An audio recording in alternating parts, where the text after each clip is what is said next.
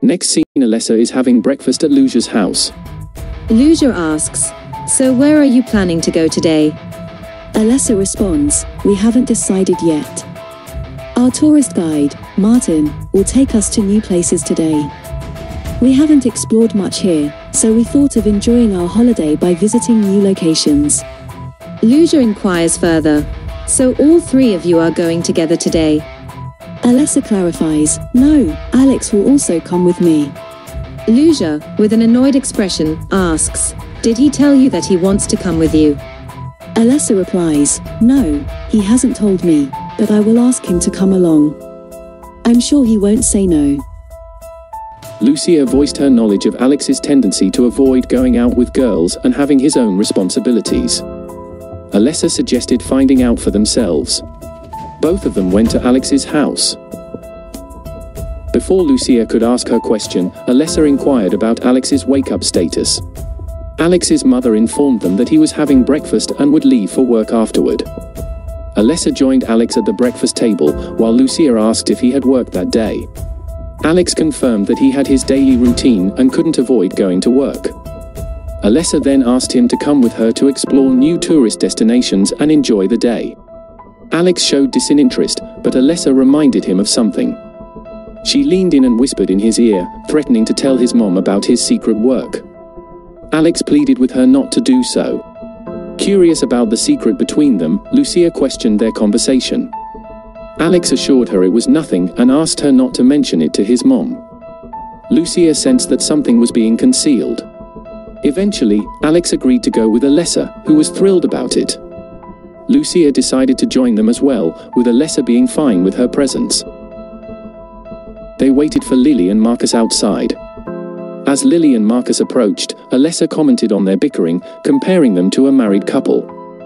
Lily complained about Marcus wearing mismatched shoes, with the left shoe on the right foot and vice versa.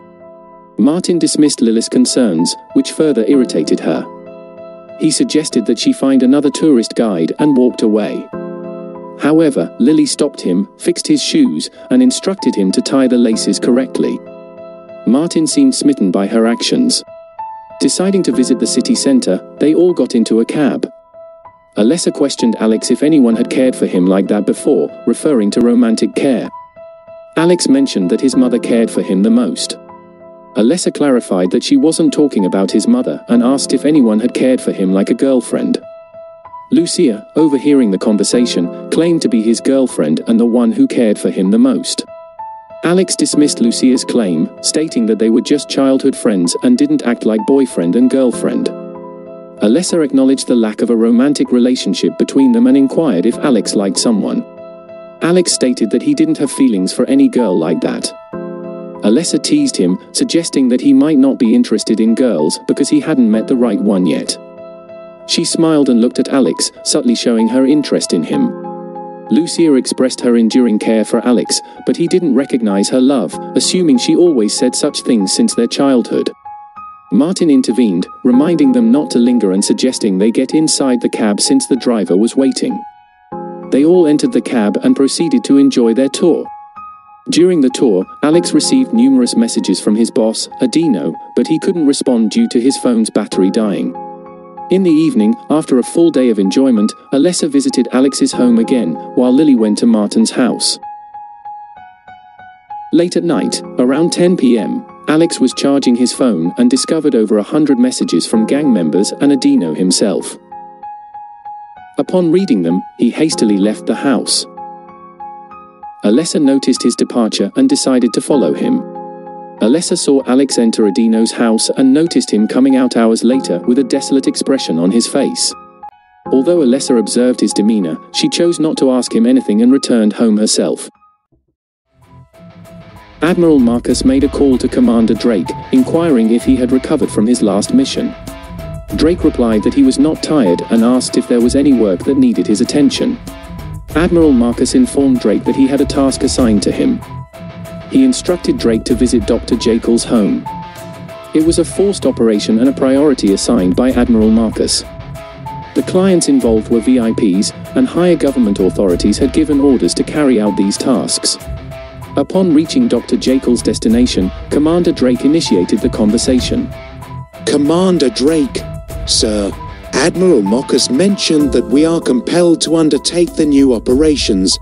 He emphasized that it is of utmost importance and Dr. Jekyll needs to perform the operations.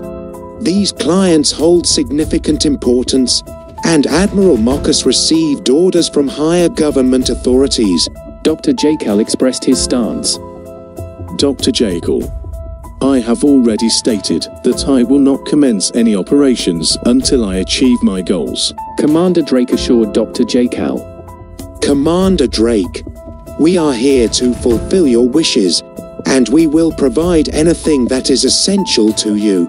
Dr. Jekyll conveyed his only wish. Dr. Jekyll, I have only one desire: to kill the person who murdered my girlfriend. Commander Drake empathized with Dr. Jekyll's situation and mentioned that they were already investigating the traces of King Omex. If they found any updates on him, they would inform Dr. Jekyll. However, Commander Drake revealed the orders he had received. Commander Drake, I apologize, sir, but I have orders to follow. He ordered his soldiers to arrest Dr. Jekyll. They tried to apprehend Dr. Jekyll, who attempted to flee but was eventually captured. Commander Drake justified their actions. Commander Drake, our main objective was to capture him and take him to Admiral Marcus base. Commander Drake received a call from the base. Commander Drake to his soldiers, I need to return to the base immediately. Take all the data and bring Dr. Jekyll with you. I will meet you there. Commander Drake left the lab and headed towards the base. Dr. Jekyll questioned why he was captured and expressed his belief that Admiral Marcus could have handled the situation differently. The soldiers collected all the data from the laboratory and forcefully took Dr. Jekyll with them to Admiral Marcus base, where he awaited their arrival. While the vehicle was traveling on a lonely road, suddenly Patcher appeared in front of them.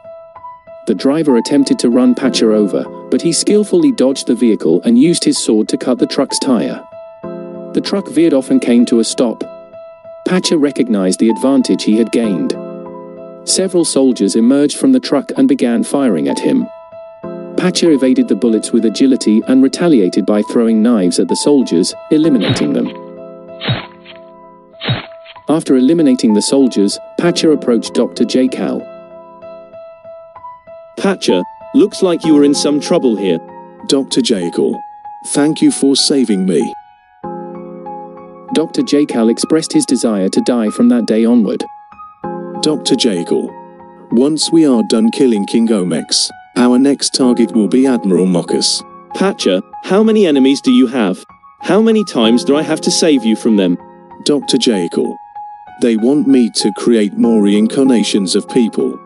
Admiral Marcus is now attempting to capture me and force me into this work. I will make sure he goes to any lengths to achieve his goals. Patcher, where should we go now? They can track you down anywhere.